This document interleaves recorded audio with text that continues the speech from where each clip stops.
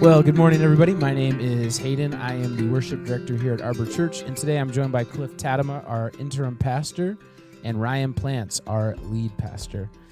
All right, so this is our second time sitting down to record and talk. Ryan, it is currently your first week here at Arbor, and we recorded a podcast video as a group with all the staff members, but then we thought about it and chatted and said maybe it'd be a cool experience for the listeners and the congregation to be able to sit down and have kind of the baton pass that we had on Sunday, but as a conversation. So I've asked yourself and Cliff to sit down, and we're just going to talk about maybe some context of Arbor, your guys' past experiences, see if there's any overlap there. Mm-hmm. So, Cliff, I want you to be as brutally honest as as you can be.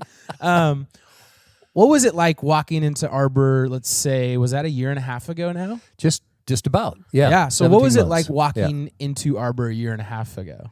Well, it was, I'll use the word strange. I don't know if that's brutal enough or not, but and I say strange only because, remember, we were just starting to come out of COVID as far as Arbor's concerned. I think you guys had only been meeting a couple of weeks. Yeah.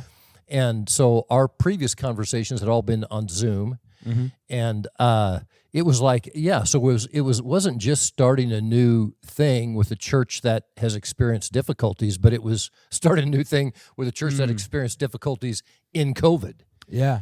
And I think that was our first discussion. I don't know how many times Allison would ask me, well, in your previous experiences, what happened in this situation or that? Mm-hmm. And I would always kind of look and go, well, I'm not sure it has bearing right now because this is new to all of us.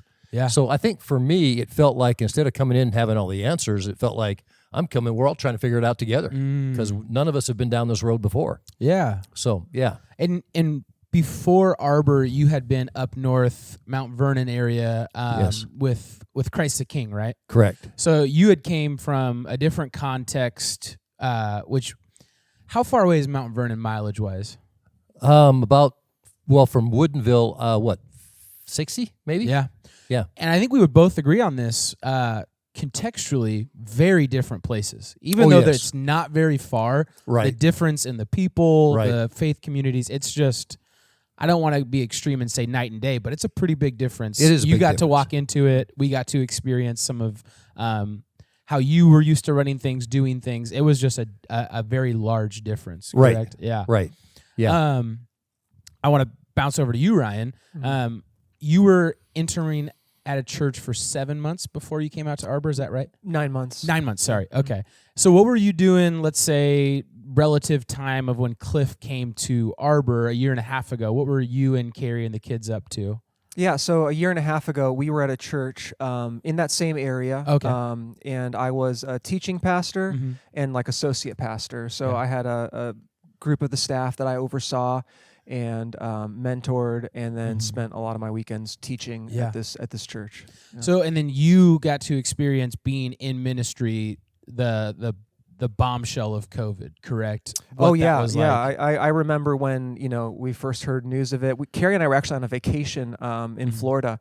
Yeah. And we were walking around St. Augustine, which is where we were just for a quick weekend.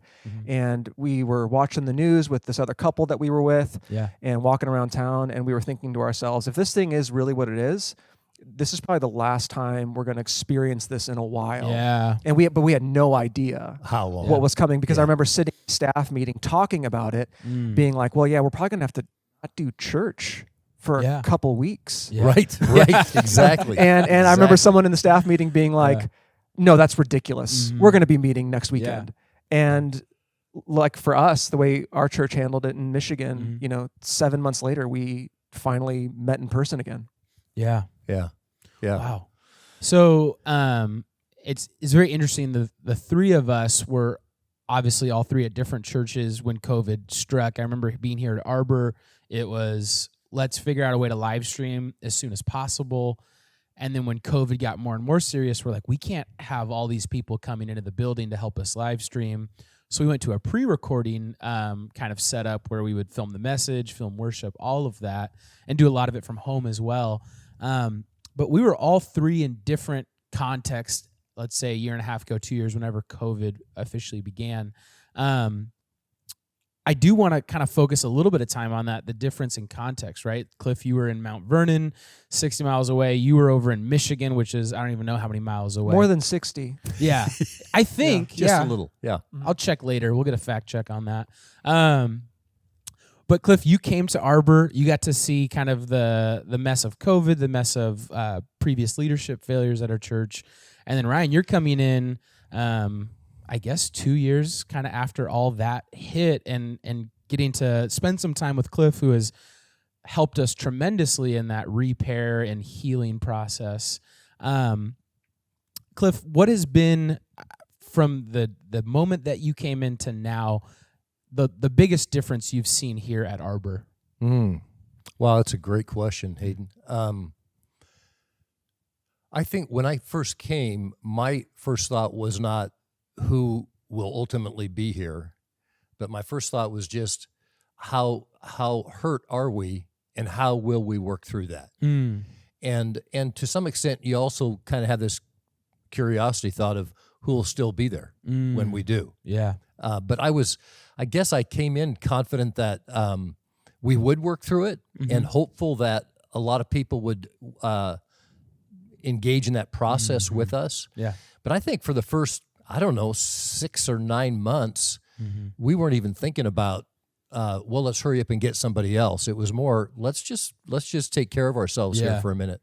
And so I think that was a really healthy process, and Ryan has done the interim thing too. When I first came, the elder said, "How long do you think it'll be?" And I said 9 months to 2 years, but I would expect closer to a year. And but I hadn't been through, as I said, I haven't been through anything like this, and like COVID added to that. Yeah. So it's been a very interesting ride, and one that has gotten more precious, I think, as you go through difficult times with people. Yeah. You draw closer together, you know. So yeah. And Ryan, you were an interim for 9 months before coming to Arbor. Was there quite a bit of hurt and pain and uncertainty at that church that you were stepping into in Muskegon? Yeah, partially around COVID. I think that just was difficult for every church to process and to know how to handle, not just from the standpoint of how divisive that issue eventually became, but as you mentioned earlier, just all the technical stuff around it. And I think certain churches were more equipped or able to handle that, and the church I was previously at was just not in a place to handle the technical needs of doing live streaming and all of that. But for a variety of reasons, that church was really in a hurting place, not just because of COVID, but some previous things that had happened at that church over the last half decade. Yeah. But like I'd mentioned in our previous recording, I really do believe that God has been using this season to refine us as a church, not just in Michigan or Mount Vernon or here in Woodinville. But I think the church at large, enduring this trial and the suffering and the refining that has gone along with that, and I think we're going to see some incredible fruit as a result of what God has done and how He has providentially used what we've had to go through over these last few years. Yeah, I agree with that. Yep. And I think he's right, so right in that each church handled it differently. Prior to Arbor, my previous job was actually over a network of 22 churches. Yeah.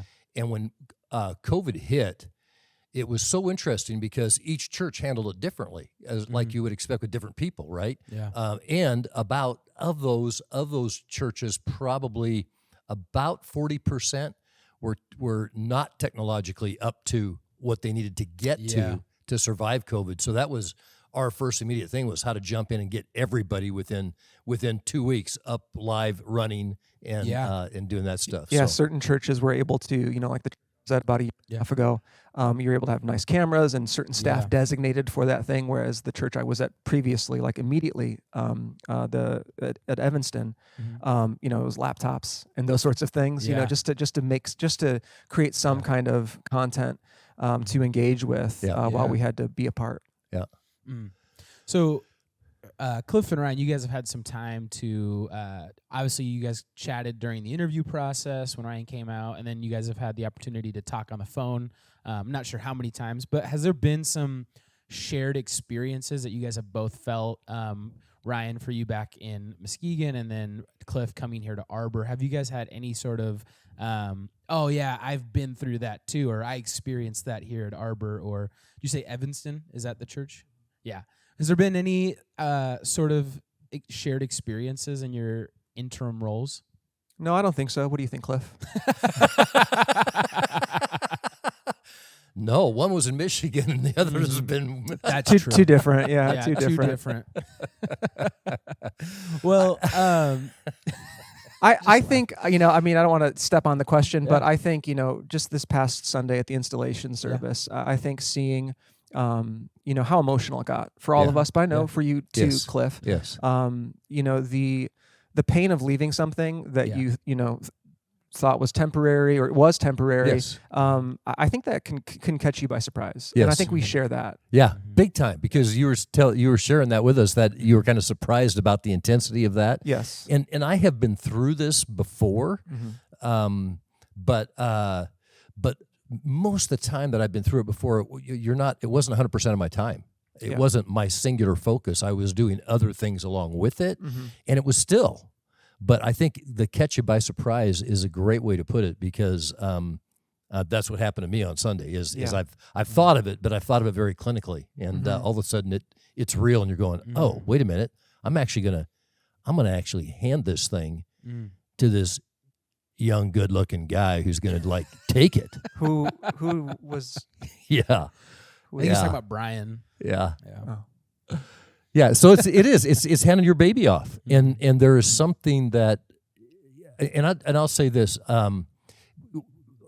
Hayden, to address your question, how much time have Ryan and I spent together? Not a lot, not a lot. For one, I was not involved in the interview process with a search team, so really our first conversation of any significance was when you guys flew out to be interviewed by the elders. Yep, back in April. And we happened to go out to dinner with elders and some of the spouses and all that, and we were sitting next to each other, and there was enough crosstalk on the other tables that we got a chance to have a little conversation of about 15 minutes or so. Yep. Yeah. And that was really the connection. But for me, it was that little piece was the beginning for me of confirmation of what I had felt but didn't know. Yeah. Which was, I'd felt like I trusted the search team. I trust the elders.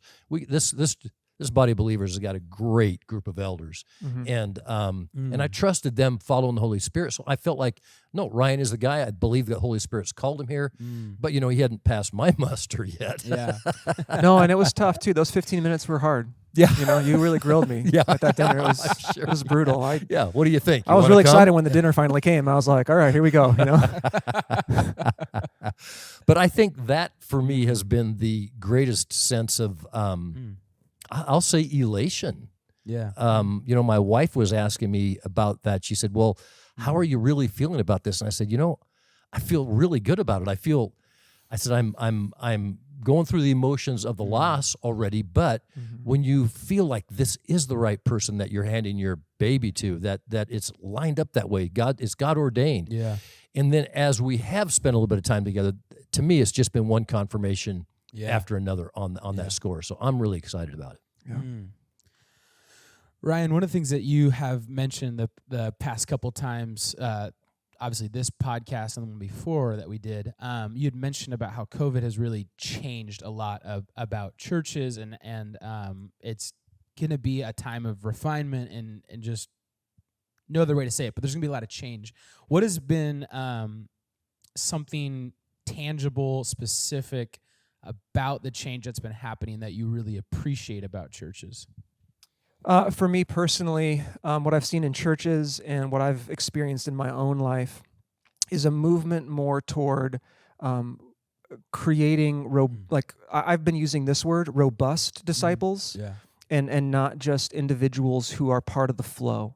I think what we've seen, at least one of the ways I've seen God use COVID is this need to create robust disciples who are truly formed and shaped by the way of Jesus through various spiritual disciplines and practices.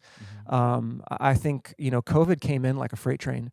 and really just decimated so many churches. Yeah. I think that's really, it's hard to see. It brings a lot of sorrow because you just see, like, as a pastor, you feel like, where did we go wrong? How did we thought we were doing all of these things right, and yet all these people were clearly discipled and formed by something other than the way of Jesus. Yeah. My hope is that what we see in the months and years to come, that those individuals who have fallen away, or the weariness that we feel, that we would find the sense of restoration in continuing to follow the way of Jesus and continue to be shaped and formed by Him. That's where I've seen a lot of the churches that have really begun to kind of move, I think, in the direction that the Spirit is leading out of this season. It's not a return to, let's go back to the way we did it in 2018 and 2019, even though, man, those were some great years. I just think, like, there was a lot of joy in my life in ministry. I've talked to a few of you at Arbor, and I'm sure for you as well. Like, those years were really, really good. But I think God has something even better in store for the church. Yeah, and I think it's going to be better, not because it's bigger, but because it's more real. Exactly. Yeah. Yep. So this question is for either of you guys, or you guys can both answer it. What is something that you would love congregants here at Arbor, or people that are just a part of the kingdom, to be aware of in terms of something that's concerning that's came out of COVID? Whether it's, I know we're very hopeful, now we're going kind of dark, but what's something that you guys see as pastors, as leaders of churches, as we should probably address this before it gets out of hand, that you may be seeing through COVID? I'll go first. Cool. I think the disunity and divisiveness. I think we have been formed by our culture in a way that has defined itself by what we're against, and by our enemy, and you just don't see that in the life of Christ. Right. You see a hospitable, welcoming individual who is creating a community marked by love. Now, that does not mean that there aren't hard things that Jesus calls us to and changes to make, but I think that there is a distinct aroma about the church that should be different than the culture. And it's been sad to see that the culture has influenced the church far more than I think we ever thought. And my hope is that what we would see a pushback in the power of the Spirit against that, and that we would see greater unity within the body of Christ. That's my hope. Yeah, and you used disunity, and what was the other D word? Divisiveness. And I'll tack another one on, disenfranchisement. I think that in the process of COVID, there's been a group of believers who have become disenfranchised with the church in this. They may still watch online. I'm not saying that they aren't followers of Christ anymore, but they've abandoned being a vital part of the body. And that doesn't mean coming on a Sunday even. It just means being engaged with the body of Christ. And somehow we have to reach those people, honestly, I think, before they hit significant crises in their lives, because they're going to, and they won't have the support system around them that was there, even in its with it all of its faults, in what I'll call the previous model, where people were showing up on a weekend and all that kind of stuff. So I think the good work of where we going forward is how do we put those relationships together in a way that really reaches out and draws those people back into a healthy relationship, robust disciples, which means you're doing life together. And that means you're doing the ugly stuff along with the easy stuff, you know? And when I say Jesus, that's the way he was operating. And I think the good thing of COVID is it gives us the opportunity to go back to that kind of relational discipleship. Yeah, and I would say about those people who maybe are disenfranchised or who have really big questions about Jesus or the church out of COVID, who were once part of a church or walking with Jesus, my hope also is that Arbor would be a place where those people would feel safe and welcomed to re-engage that and to continue to ask those questions, that they wouldn't be judged for questioning those things. Because, I mean, personally, I've had a lot of those questions over the last couple of years as well. I've had a bit of a gut check about what does it mean to be a pastor? What does it mean to be a follower of Jesus? What does it mean to actually be the church in America in the 21st century? And I think these are important questions that we have to ask and that we have to welcome. And there's going to be some tough conversations. And I think there's going to be some things we have to leave behind and some difficult practices we have to take up moving forward. See, that's why I like this guy so much, because he's willing to ask the questions, right? And to say, let's embrace that. Let's let people be involved in that. And that's, that's just really encouraging. I think when we do that, and one of the things that has really excited me is we spent quite a bit of time when I first came here, and Hayden, you'll remember this, saying, do we really what really is our mission? And we kind of recreated the mission, and we said, what really are our values? And we looked at and we kind of redid our values. But the one thing that didn't change was the heart to say, we really want to be reaching out to the last, the least, and the lost. And I love that about Ryan, is that's where his focal point comes. Now, the tough part of that is when it really comes to playing out, because now all of a sudden they're going to come. And so I think I'm excited for the time when we see more than grief share. We see things like Celebrate Recovery get refired up here, and other things that will just really have a place for those people to land. And I think it's easy. It's not easy, but it's a lot more natural for us to reach out, like you said, to the last, to the least, and the lost, when we recognize that that's not some group out there. It's us. It's us. Amen, and that's who we all are. And by the grace of God, He's not moved us from that to something else in a certain sense. Certainly our identity changes when we are in Christ. But we are, broken, hurting people in desperate need of the grace, strength, and love of Jesus. And the more we humble ourselves and remind ourselves of that daily, the easier it is to press into those relationships with individuals who are hurting, who need that hope. Yeah, it's so good. That's so good. Yeah. Cliff, you mentioned when we had that, it must have been more than one day, that whiteboarding session where we went through mission statement, values, all of that.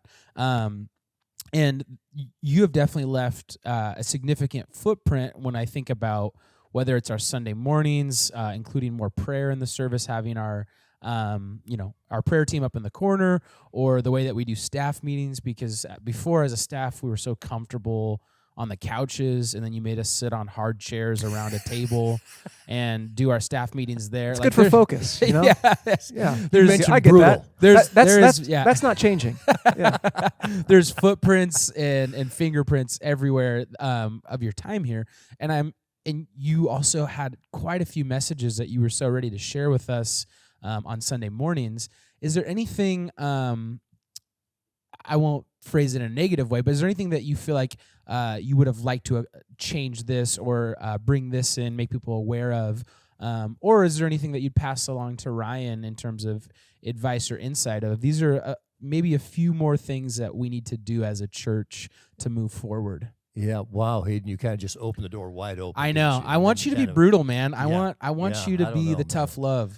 You know, I feel very blessed in that I don't feel like there's a whole bunch of stuff that I'm feeling, I didn't get a chance to talk about.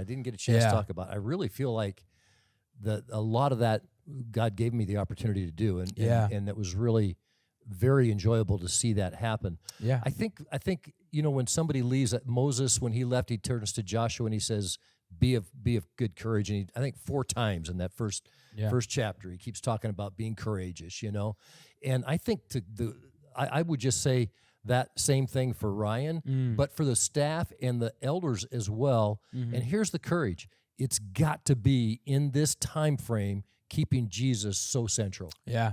That when people, I've had a chance to minister in another church off and on here over the last months, and it's so interesting because it's just like the diametric opposite of some of what we have going on here, and yet they need to hear the same thing. It's about Jesus. Yeah. It's about Jesus. It's about Jesus. It's about Jesus. Come back to Him and keep Him central, and keep everything else secondary to that. So, that. And we've already said it, so that's just an encouragement to stay the path that way. I think we've come through some difficult things. Yeah. as a staff, as leadership of the church, where that was really tested. Mm-hmm. And honestly, I'm very thankful for leadership on both sides of that to come back to that and try to walk that, saying we love you who thinks this way, and we love you who think this way. Yeah. But here's where we're at with Jesus, and we want to embrace both of you. So that's been really cool. I won't get into all the things I wish I hadn't done because then we'd be too long. Well, one of the things I appreciate about your time is you really made yourself the lightning rod, right? Of if there was some things that we wanted to do and to change, and a big focus of when you were first here was just to refine things and to whether you want to call it trim the fat, like focus on the most important thing in our ministries. And obviously when you decide to cut things off or to go smaller and more focused, there's some people that can be upset, right? Because that's something that they wanted. And you really allowed us, who had kind of been through, when I say us, the staff, like we had been through just some tough waters. People got to go and let you have, like, just let you have it and tell you what they thought. And it was such a blessing to have somebody like that. And you definitely weathered I'm a blessed lot. by that too, that was his role. Yeah, absolutely. Well, I think we're just going to keep Thank you, Cliff Cliff. around as the lightning rod for perpetuity. So, yeah, let's keep his email active. yeah, exactly. Let me come back. Hey, the lightning rod's coming back. Yeah, too. exactly. Save that for him. Exactly. Yeah. I think that's one of the reasons that, honestly, that being a good interim pastor is helpful when you have a little bit of age, because you've seen that happen, and you can take a little bit more of that without taking offense by that. And I think the other thing is in that process, I mean, the Holy Spirit just has given me he just reminds me of what's behind that person and the hurt that's behind that person, that it just happens to be pointed to me at the moment. And I'm very thankful that he's done that, or otherwise it's sometimes could be too hurtful, but it really isn't and wasn't. And so there's a part of me that I look at that and think it was a privilege to step in and be able to be that, so that that the staff and the elders could get a little reprieve anyway from always being the end, on the receiving end of that. So and that wasn't forever. We've been I feel like the last months have not been not at all. So not at all. Yeah, it's been really good. The lightning's over. The lightning's over. Yeah, good for sure. All right. Well, we're getting close on time, but if there's anything else that you guys were thinking, questions for each other, or any other thoughts you want to share with the listeners, the floor is yours. And if there isn't anything, I'll close this out. Well, I would say this: every person leads differently, and I think one of the things that when I came, that was an adjustment, and I know it was for the staff, is that I led differently than the previous pastor, and so Ryan's going to lead differently than me. Honestly, I think he'll make less mistakes than me because.